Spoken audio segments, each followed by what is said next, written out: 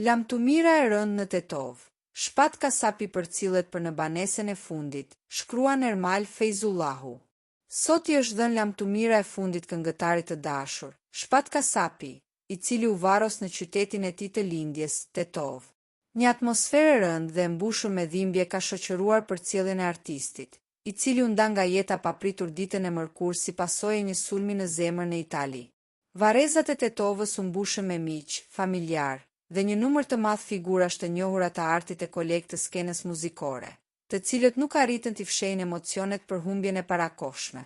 Në këtë moment trishtimi të thellë, miku i tij i ngushtë dhe kolegu, Ermal Fejzullahu, ndau një mesazh të shkurtër por prekës në rrjetet sociale, duke i dhënë atij lamtumirën, lamtumir Shpat.